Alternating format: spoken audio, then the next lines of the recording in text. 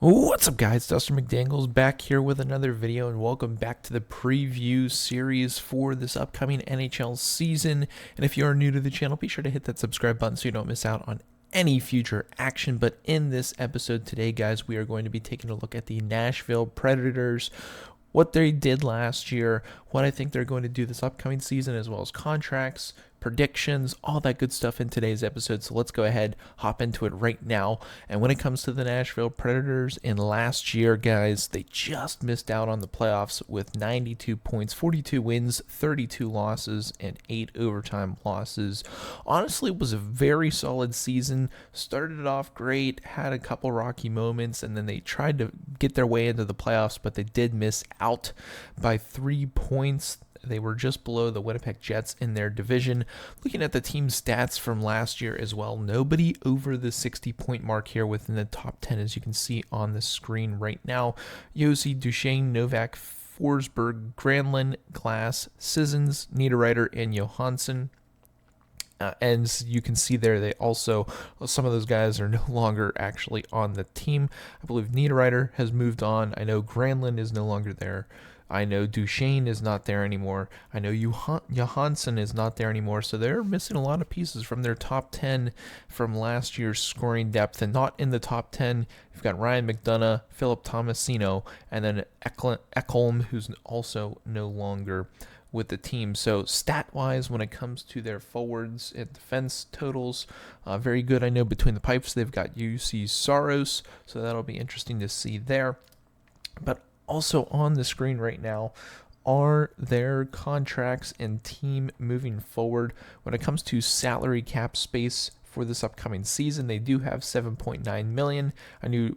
Basically new general manager Barry Trotz, former coach of the Predators, really excited to see what he can do with the squad, as well as Andrew Burnett back behind the bench for an NHL team.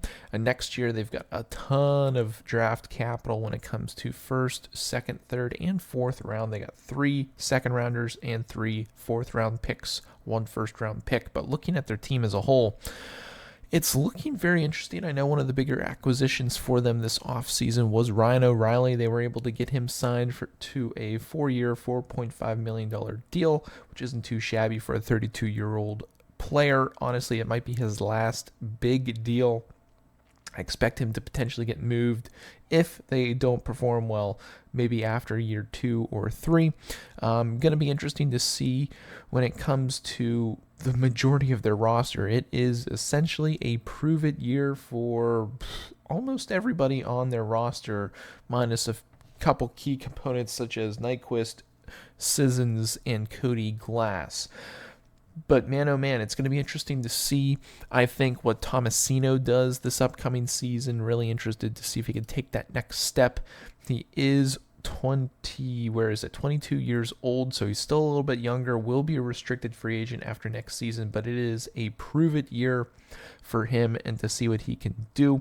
I think the same can be said for a Cody Glass. Can he show that he is a top 6 forward in the NHL, like a Brian Rust is, or again, more like a depth type forward that can really elevate their game when called upon to do so.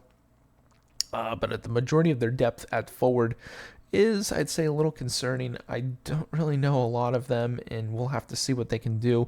On the back end, honestly, they're pretty set, I think, with a solid 3 of maybe 4 of those defensemen, maybe even 5 now looking at all their names. Roman Josi, Ryan McDonough, I think 2 top defensemen. I'd say this is more of a rental year for Tyson Barrie if he's not performing well at the deadline and the Preds aren't doing so hot. I think they'll probably move on from him and try and get him to a contending team at 32 years of age. Luke Schenn, another great signing from this offseason, a 3-year, $2.75 million deal.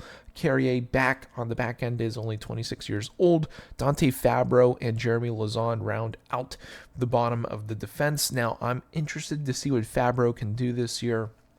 I know last year's standards of point-wise wasn't anything too crazy for him. He played 79 games, had 11 points only. So I think it will be a prove-it year if he wants to get a deal done. He will be a restricted free agent after next season.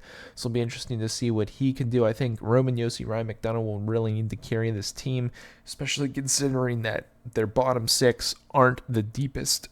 Their top six are going to really have to carry, and if there are no injuries and everything goes perfect for the Preds, I still think that they could potentially be in a playoff battle, but with that bottom six being a question mark for me, I don't think they will. Between the pipes, UC Saros, he's got 2 more years left on his deal at $5 million each year. He is still only 28 years old. If things aren't going so well, do you maybe try to get something out of him at the trade deadline or before the deadline to get more draft capital? Potentially, who knows what Barry Trotz will do. But overall, this team, I just don't think the depth is going to be there this upcoming season for the Predators. I expect big years from Ryan O'Reilly, Colton Sissons, Cody Glass. I think this might be a coming out party for Philip Tomasino. If he wants a big contract and not a bridge deal, he's going to need to make it a big season for himself. I think anything lower, let me take a look back at his stats. I think anything really lower than 45 to 55 points, I don't think he'll get anything more than a bridge deal of like a 2-year, 2.5 a year deal. So I think if he can get 45 to 50 points, look out for him to maybe get a nice little like 6 times 5, in my opinion, to see if he can step up. Again, they still have space to make a move and try and bring somebody in, whether it's a trade or a free agent signing.